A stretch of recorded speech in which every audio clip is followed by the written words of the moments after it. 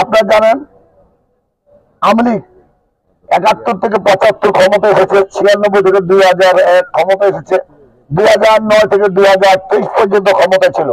আওয়ামী লীগের ইতিহাস জানেন যে ইতিহাসের শেষ নেই। তো এটুকু বলবো যে আওয়ামী লীগ এমন অপকর্ম করেছে, শেখ হাসিনা এমন অপকর্ম করছে যে শেখ হাসিনার সব তার মন্ত্রী বৈশ ৩০০ এমপি মন্ত্রী পালিয়ে যেতে হয়েছে। আমরা আশা করবো নারায়ণগঞ্জে বা বাংলাদেশে যে রাজনীতি হোক, আমার দলে হোক, এমন কোন কর্মকাণ্ড করবে না যে আমাদেরকে পালিয়ে যেতে হয়।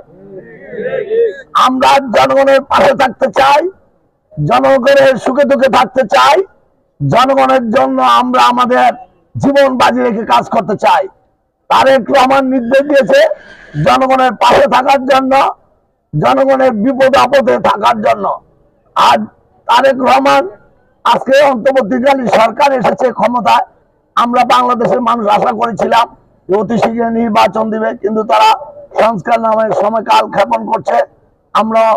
আমরা বলতে চাই এই সংস্কার বিএনপি অনেক আগে থেকেই শুরু করেছে। প্রথম সংস্কার শুরু করেছেন শহীদ জিয়াউর রহমান, দ্বিতীয় সংস্কার শুরু করেছেন বেগম খালেদা, তৃতীয় সংস্কার 5 আগস্টের পূর্বে তারেক রহমান গত 2023 সালের 13 জুলাই উনি 31 দফা বাস্তবায়নের জন্য বাংলাদেশের 20 কোটি মানুষ এবং বিদেশি দেশি কূটনীতিক, ডাক্তার, ইঞ্জিনিয়ার, বুদ্ধিজীবীদের মাঝে তুলে ধরেছে। এই 31 দফায় কি আছে? বেকার সমস্যার কথা বলা আছে, ছাত্রের কথা বলা আছে, মা বোনদের কথা বলা আছে, শ্রমিকদের কথা বলা আছে, বাংলাদেশের 20 কোটি মানুষের কথা বলা আছে, কৃষকদের কথা বলা আছে। অতএব আমরা আশা করব আপনারা তারেক রহমান যে 31 দফা ঘোষণা দিয়েছেন, আপনারা কি 31 দফার প্রতি আপনাদের সমর্থন আছে? যদি থেকে থাকে আপনারা তারেক রহমানের পাশে থাকবেন। মহানগর বিএনপি, নারায়ণগঞ্জ থানা শ্রমিক দল এবং 14 ওয়ার্ড বিএনপির পাশে থাকবেন। আমরা অবশ্যই তারেক রহমানের নেতৃত্বে, বিএনপি যদি আপনাদের রায়ে ক্ষমতা আসে, আমরা তারেক রহমানের নেতৃত্বে এই 31 দফা বাস্তবায়ন করে বাংলাদেশের 20 কোটি মানুষের মুখে হাসি ফুটাতে চাই, আমাদের সাধারণ মা বোনদের মুখে হাসি ফুটাতে চাই।